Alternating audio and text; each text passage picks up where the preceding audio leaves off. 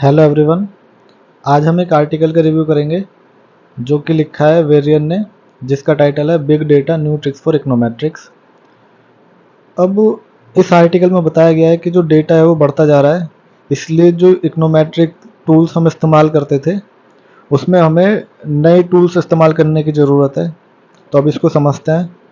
तो कंप्यूटर्स अब ज़्यादातर इस्तेमाल होते हैं इकोनॉमिक ट्रांजैक्शन में, और ये कैप्चर कर लेते हैं उन ट्रांजैक्शन और उस डेटा को जो उन ट्रांजैक्शन से एसोसिएटेड है, जिससे जो डेटा है हमारे पास उसकी क्वांटिटी बढ़ती जा रही है। तो जो कन्वेंशनल स्टैटिस्टिकल टूल हैं या फिर इकोनोमेट्रिक टेक्निक्स हैं जैसे कि रिग्रेशन, ये ठीक काम करते हैं, लेकिन कुछ प्रॉब्लम हैं जो कि यूनिक हैं लार्ज डेटा साइज के साथ। अब हम उनको समझते हैं। तो अब हम देखते हैं कि वो प्रॉब्लम जो कि बिग डेटा सेट के साथ एसोसिएटेड है। तो सबसे पहली प्रॉब्लम ये है कि जैसे जैसे डेटा की क्वांटिटी बढ़ती जाती है, वैसे हमें ज़्यादा पावरफुल डेटा मैनिपुलेशन टूल्स की रिक्वायरमेंट होती है। दूसरा, जब हमारे पास डेटा ज़्यादा होता है तो हमारे पास जो पोटेंशियल पैरामीटर्स होते हैं वो भी बढ़ जाते हैं। इसलिए हमें कुछ वेरिएबल सिलेक्शन के लिए कोई टेक्निक हमें पता करनी होगी कि हम किस पैरामीटर को रखें और किस पैरामीटर को नहीं रखें अपने मॉडल में। तीसरा ये है कि लार्ज डेटा सेट होने की वजह से जो रिलेशनशिप है वो ज़्यादा फ्लेक्सिबल हो जाता है उससे जो सिंपल लीनियर मॉडल्स बताते हैं। अब मशीन लर्निंग टेक्निक्स हम किस तरीके से मशीन लर्निंग टेक्निक्स होती हैं जैसे कि decision trees, support vector machines, neural nets, deep learning. तो ये हमें इफ़ेक्टिव तरीके बताते हैं जिससे हम कॉम्प्लेक्स रिलेशनशिप को मॉडल कर सकते हैं। अब हम समझते हैं कुछ टूल्स जिससे कि हम मैनिपुलेट कर सकते हैं बिग डेटा को। तो जो इकोनोमेट्रिशियंस थे वो इनिशियली स्प्रेडशीट का इस्तेमाल करते थे, लेकिन जैसे जैसे डेटा बढ़ने लगा तो वो माई एसक्यूएल का इस्तेमाल करने लगे। एसक्यूएल होता है स्ट्रक्चर्ड क्वेरी लैंग्वेज। फिर डेटा का साइज और बढ़ा तो अब नो एसक्यूएल का इस्तेमाल करने लगे। नो एसक्यूएल का मतलब होता है नॉट ओनली एसक्यूएल। लेकिन अब डेटा का साइज बहुत बढ़ गया है। तो सुल्वियन 2012 में उन्होंने बताया था कि जो गूगल है उसके पास 330 ट्रिलियन यूआरएल्स रजिस्टर्ड हैं और 20 बिलियन यूआरएल्स हर दिन देखे जाते हैं। गूगल जो है वो 100 बिलियन सर्च क्वेरीज का आंसर करता है एक महीने में। तो हम देख सकते हैं कि जो साइज है डेटा का वो कितना बढ़ चुका है। अब कुछ टूल्स समझते हैं जिससे कि हम इस बिग डेटा को मैनिपुलेट कर सकते हैं। तो सबसे पहला आता है गूगल फाइल सिस्टम।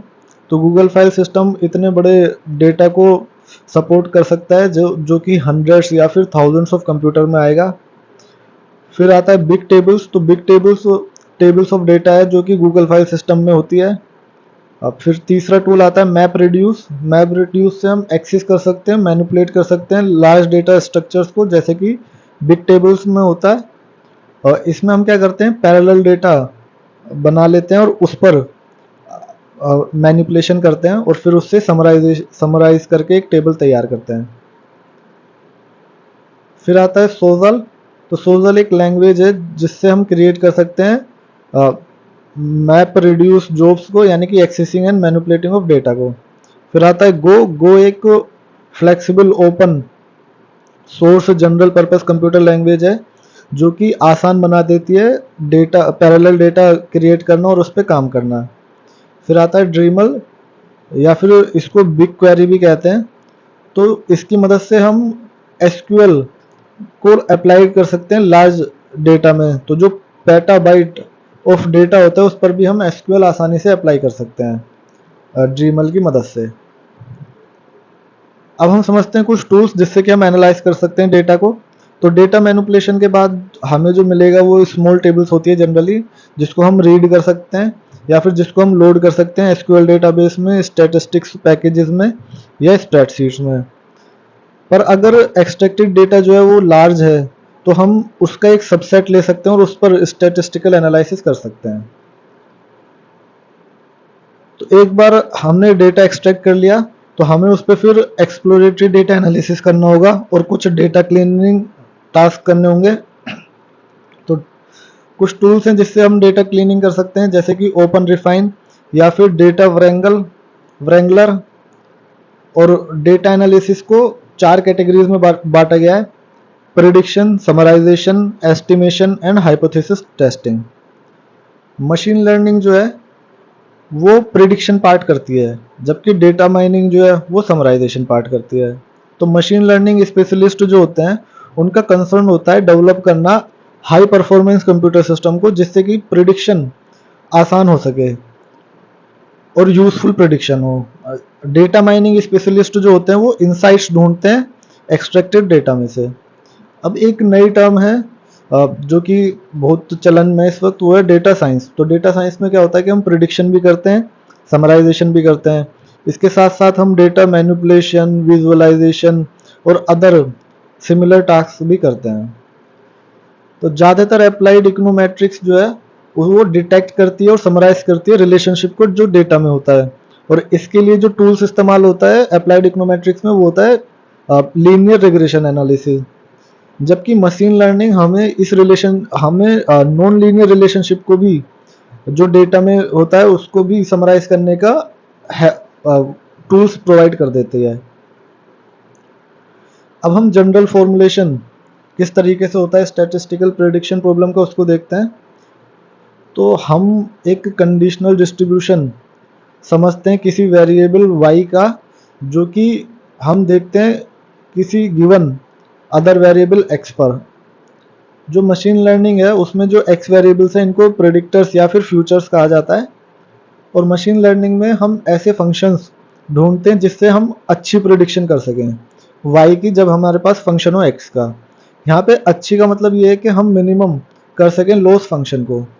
अब लॉस फंक्शन में सम ऑफ स्क्वायर्ड रेजिडुअल भी आता है और मीन ऑफ रेजिडुअल भी आता है। तो हम इनको मिनिमाइज अगर कर पा रहे हैं तो हम कहेंगे जो हमारी प्रिडिक्शन है वो अच्छी प्रिडिक्शन है।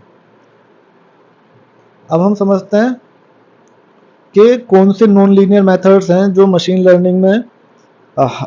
लर्निंग हमें प्रोवाइड करती है प्रिडिक्शन करने के लिए लार्ज डेटा सेट का। तो सबसे पहला आता है क्लासिफिकेशन एंड रिग्रेशन ट्री, दूसरा है रैंडम फॉरेस्ट, तीसरा है पैनलाइज्ड रिग्रेशन जैसे कि लासो या फिर लार्स या फिर इलास्टिक नेट्स। अब ये तीनों इस आर्टिकल में कवर किए गए हैं, लेकिन इनके अलावा भी कुछ मशीन लर्निंग टेक्निक्स हैं जैसे कि neural nets, deep learning, support vector machines. इनकी मदद से भी हम नॉन लीनियर रिलेशनशिप फाइंड कर सकते हैं। अब जनरल कंसिडरेशन प्रिडिक्शन के लिए क्या होती है कि हमारा गोल है इस तरीके की प्रिडिक्शन करना जिससे कि हम आउट ऑफ सैंपल प्रिडिक्शन कर सकें अच्छे से। अब n linearly independent regression n observation को अच्छे से प्रिडिक्ट कर पाते हैं, लेकिन वो पुअर परफॉर्मेंस करते हैं जब आउट ऑफ सैंपल ऑब्जर्वेशन उन्हें करनी हो। और इसी प्रॉब्लम को मशीन लर्निंग स्पेशलिस्ट कहते हैं ओवरफिटिंग प्रॉब्लम्स। यानी कि अगर हमारे पास डेटा सेट गिवन है तो उस डेटा सेट से रिलेटेड हम अच्छा मॉडल बना सकते हैं जो उन डेटा को फिट कर देगा, लेकिन जो डेटा हमारे पास नहीं है उसको प्रिडिक्ट करने में ये मॉडल्स हमारे फेल हो जाते हैं। तो इसको कहा जाता है ओवरफिटिंग प्रॉब्लम्स। और मशीन लर्निंग स्पेशलिस्ट ने कुछ मेथड्स बताए हैं जिससे कि हम इस प्रॉब्लम को डील कर सकते हैं। तो अब उनको समझते हैं। सबसे पहला है कि जो सिंपलर मॉडल हैं वो अच्छा काम करते हैं आउट ऑफ सैंपल फोरकास्ट में, इसीलिए मशीन लर्निंग एक्सपर्ट्स जो है वो ऐसे तरीकों से आए हैं जिससे कि हम पैनलाइज कर सकें एक्सेसिव कॉम्प्लेक्सिटीज़ को, और इसको कहा जाता है रेगुलराइजेशन। दूसरा तरीका ये है कि हम कन्वेंशनल डेटा को डिवाइड कर लें सेपरेट सेट में, जैसे कि training, testing and validation purpose के लिए। तो ट्रेनिंग में हम एस्टिमेट करेंगे मॉडल को, टेस्टिंग में हम इवेलुएट करेंगे मॉडल की परफॉर्मेंस, और वैलिडेशन में हम चूज करेंगे मॉडल को कि वो मॉडल हमें रखना है कि नहीं रखना। तीसरा तरीका ये है कि अगर हमारा जो मॉडल कॉम्प्लेक्सिटी है वो एक्सप्लिसिट न्यूमेरिक मेजर्स है तो उसको हम एज अ पैरामीटर इस्तेमाल कर सकते हैं, जिससे कि हम ट्यून कर सकते हैं अपना जिससे हमारा जो प्रिडिक्शन है आउट ऑफ सैंपल प्रिडिक्शन वो बेहतर हो सके। और ट्यून करने के लिए हम इस्तेमाल करते हैं ज़्यादातर के फोल्ड क्रॉस वैलिडेशन का। तो अब हम समझते हैं कि के फोल्ड क्रॉस वैलिडेशन किस तरीके से होता है। तो इसके कुछ स्टेप्स हैं। सबसे पहला स्टेप ये है कि जो हमारा डेटा है उसको हम के इक्वल सबसेट्स, जिनको फोल्ड्स भी कहा जाता है, उसमें डिवाइड कर देते हैं, और इन सबसेट्स को फिर हम लेबल करते हैं 1 2 टिल के। सबसे पहले हम सबसेट 1 लेते हैं और फिर हम एक वैल्यू चूज करते हैं ट्यूनिंग पैरामीटर की। इसके बाद हम अपना जो मॉडल है उसको फिट करते हैं बाकी सभी सबसेट में एस को छोड़कर, जो पहला जो भी एस जैसे 1 हमने चूज किया है तो 1 सबसेट को छोड़ देंगे और बाकी सारे सबसेट से हम अपने मॉडल को फिट करेंगे। फिर हम प्रेडिक्ट करेंगे उस मॉडल से एस को, और क्योंकि हमारे पास ओरिजिनल सेट ऑफ एस भी है तो हम फिर चेक करेंगे कि कितना एसोसिएटेड लॉस है। इस प्रोसेस को हम करते जाएंगे जब तक एस इक्वल टू के ना हो जाए, मतलब हर बार एस की वैल्यू फिर 1 से बढ़ा के 2 कर देंगे, फिर दोबारा से ये सारा प्रोसेस होगा, फिर 3 कर देंगे, फिर सारा प्रोसेस होगा, और फिर ऐसा करते करते जब लास्ट सबसेट हमारे पास आएगा तब तक हम ये सब करते जाएंगे। जो के की वैल्यू है वो जनरली 10, 5 या फिर n-1 रखी जाती है, जहाँ पे n सैंपल साइज है। जब हम क्रॉस वैलिडेशन कर देंगे तो हमारे पास के वैल्यूज आ जाएंगी और हमारे पास आ जाएंगे एसोसिएटेड लॉस भी। तो फिर हम एग्जामिन करके चूज करेंगे कौन सी वैल्यू अप्रोप्रिएट है ट्यूनिंग पैरामीटर के लिए।